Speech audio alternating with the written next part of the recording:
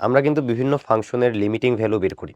তো যখন আমাদের লিমিটের ভ্যালুটা হচ্ছে ইনফিনিটি থাকে, দ্যাট মিনস হচ্ছে এক্স টেন্ডস টু ইনফিনিটি হয়, এবং আমাদের যে ফাংশনটা দেওয়া থাকে এই ফাংশনের উপরে আর নিচে যদি আমাদের বহুপদী থাকে, আমরা যদি এই ম্যাথটা খেয়াল করি আমাদের এই ফর্মেটে কিন্তু মিলে গেছে যে আমাদের যখন লিমিট এক্স টেন্ডস টু ইনফিনিটিতে হয় এবং এক্স এর যেই বহুপদী আছে আমাদের লবে আর হরে দুইটাতে কিন্তু এক্স এর বহুপদী থাকে, তখন আমরা খুব ইজিলি কিন্তু একদম ডিরেক্টলি এটার অ্যান্সার বলে দিতে পারি। কিভাবে?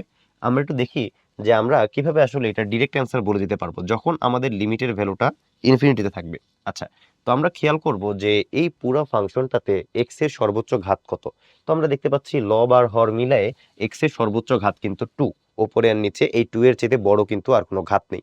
তো এক্স এর যে সর্বোচ্চ ঘাতটা, এই সর্বোচ্চ ঘাতের ও লবের সহগ ডিভাইডেড বাই হরের সহগ, এটাই আমাদের আনসার হবে। তাহলে আমাদের এক্ষেত্রে আনসারগুলো কি হবে? আনসারটা কি হবে? আনসারটা হচ্ছে যে এক্স এর সর্বোচ্চ ঘাতের এক্স এর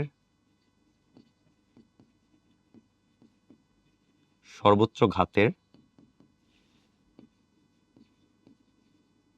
লবের সহগ ডিভাইডেড বাই হচ্ছে হরের সহগ। তাহলে আমরা দেখতে পাচ্ছি যে এখানে এক্স এর সর্বোচ্চ ঘাত হচ্ছে এক্স স্কোয়ার বা 2। তাহলে এক্স স্কোয়ারের উপরের সহগ কত? উপরের সহগ হচ্ছে 2। আর এক্স স্কোয়ারের নিচের সহগ কত? নিচের সহগ হচ্ছে 3। তাহলে এক্ষেত্রে আমাদের আনসার কি হবে? এক্ষেত্রে আমাদের আনসার হবে হচ্ছে আমাদের 2/3। 2/3 কোথায় আছে? যে সি নাম্বার অপশনে আছে।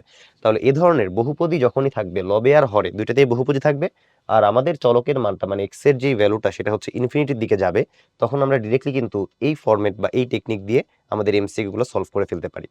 তাহলে আমাদের এখানে আমাদের পুরাটাতে খুঁজে বের করতে হবে এক্স এর সর্বোচ্চ ঘাত কোনটা, এবং এই সর্বোচ্চ ঘাতের লবের সহগ ডিভাইডেড বাই হরের সহগ, এটাই কিন্তু আমাদের আনসার হবে।